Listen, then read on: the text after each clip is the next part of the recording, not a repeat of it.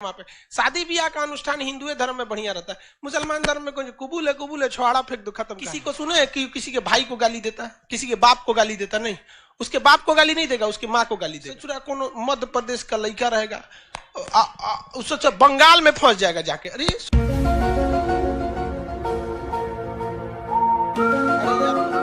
आवाज आ रहा है कि नहीं? पीछे आ रहा है, उसका कान खराब है।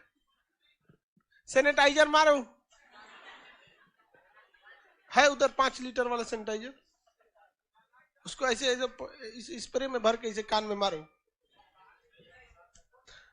बचपन में कागज फाड़ के उसको मोड़ के कोचनी बना लेता था, वो कोचते रहता था। वैसे सब काम करो तुम। अगला देखो, इनमें से कौन सा एक वैदिक साहित्य में मोक्ष की चर्चा है? मोक्ष वगैरह दिलाने की काम गुरु जी करते थे और गुरु के पास समीप बैठ के रहस्यमय ज्ञान प्राप्त करने का काम उपनिषद करता था। गुरु ही आपको मोक्ष प्राप्त कराएंगे, वरना आप इधर लाल पीला हरा में लग जाएंगे। समझ में आ गया? ऑप्शन नंबर कौन सा होगा? डी। ये देखिए, धर्म और रीति का मतलब समझते हैं ना। धर्म होता है आप अपने धर्म के हिसाब से चलिए, कोई हिंदू धर्म, मुस्लिम धर्म, जैन धर्म, अलग अलग क्या होते हैं भैया? धर्म होते हैं। रीतियां कुछ होती है, सब में सेम हो जाती है। जूता चुराई की रीति हर शादी में हो जाती है, चाहे वो हिंदू का हो या मुसलमान का। बट एक्चुअली जूता चुराई का रस्म हिंदू धर्म से लिया गया था। समझ में आ गया कि नहीं? वहां पे शादी ब्याह का अनुष्ठान हिंदू धर्म में बढ़िया रहता है। मुसलमान धर्म में कुछ कुबूल है छुआड़ा फेंक दो खत्म कहानी।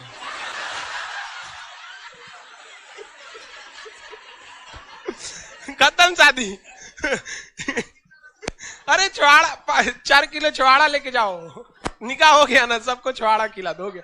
अरे यार हम हिंदुस्तान वाले ना फसलों को भी नहीं छोड़ा। नारियल हिंदू का, छुआड़ा मुसलमान का।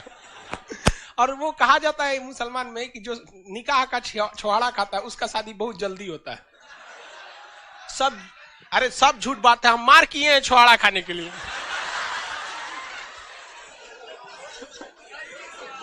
और क्या मार हो गया था सब झूठ बात। हमको तो लगता है उल्टा बोल रहा है। तो रीति और धर्म में अंतर समझ में आ गया आप लोगों को? किसी को कोई दिक्कत नहीं है? आगे देखते हैं हम। देखिए अब इसमें अब आगे समझते हैं। धर्म व्यक्ति के दायित्व स्वयं तथा दूसरे के प्रति व्यक्तिगत कर्तव्य को संकलित करता है। सही है? आपका धर्म भी क्या कहता है? हर धर्म में कहा गया कि इंसानियत का ध्यान दीजिए। किसी धर्म में बोला है कि आपका पड़ोसी अगर दुख में है और आप जाके मंदिर मस्जिद में दान दीजिए? नहीं दे सकते, कहीं पे भी नहीं लिखा होगा। इस्लाम धर्म में भी लिखा हुआ है, धर्म उसका भी है कि भाई अगर आप हज के लिए जा रहे हैं, लाखों रुपया लगता है हज के लिए, 2-2.5 लाख रुपया, और आपके मोहल्ले में कोई ऐसी लड़की है जिसकी पैसे की वजह से शादी नहीं हो रही है, तो आप हज का पैसा उसको दे दीजिए। और अगर उसको नहीं देते हैं, हज करने चल जाते हैं, तो आपका पैसा जियान हो गया। जियान होने का मतलब समझते हैं? वेस्ट। मतलब उसका आपके पुण्य में डिपॉजिट नहीं होगा, चेक बाउंस। तो यही बताता है दूसरे के प्रति कर्तव्य। प्रतिलोम विवाह, देखिए जब उच्च वर्ग की नारी हो, क्या हो? उच्च वर्ग की नारी, और उसका विवाह किसी निम्न वर्ग के लड़का से हो जाए तो उसे क्या कहते हैं? प्रतिलोम विवाह। कौन सा विवाह? प्रतिलोम। कितने तरह के विवाह की चर्चा थी? 8, जिसमें ये वाला थोड़ा याद रखिएगा। हालांकि विवाह के बारे में अलग से आपको बता भी देंगे, हालांकि किसी काम का नहीं है, लेकिन प्रतिलोम विवाह फेमस है। देखिए क्यों? हमारे समाज में नारी मतलब क्या चीज होता है? एक ये नारी है, ये एक तरह का समझिए कि स्टेटस सिंबल है। मतलब नारी हमारे लिए एक प्रतिष्ठा का चीज है। नारी किस चीज का? प्रतिष्ठा का चीज है। तो किसी चीज की प्रतिष्ठा को कम करना है तो उस मान के चलिए, नारी जो होती है ना, वो केवल परिवार का एक हिस्सा नहीं होती है। नारी उस परिवार की प्रतिष्ठा होती है। किसी को सुने कि किसी के भाई को गाली देता है, किसी के बाप को गाली देता नहीं, उसके बाप को गाली नहीं देगा, उसकी माँ को गाली देगा।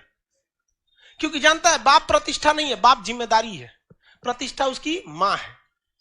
कभी किसके भाई को गाली नहीं देगा, बहन के गाली देगा।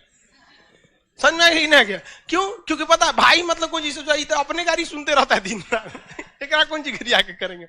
तो प्रतिष्ठा का हुआ था। तो प्रतिलोम का मतलब था उल्टा विवाह। तो ऐसे प्राचीन काल में कहा गया कि अगर उच्च जाति का लड़का है और निम्न जाति की लड़की भी है तो आने वाला संतान को हम क्या मान लेंगे? उच्च मान से चला जा सकता है। लेकिन अगर प्रतिलोम हो जाए, उच्च जाति की लड़की है और निम्न जाति का क्या हो जाए? लड़का हो जाए, तो ऐसे में कौन सा विवाह हो जाता है? प्रतिलोम विवाह। ये पहले जमाने में था, अभी ये सब नहीं है। अगर अंतर जाति विवाह करते हैं तो पैसा मिलता है। अब बिहार सरकार पैसा देती है। अंतर धार्मिक मत कर लियो ना तो मार हो जाएगा।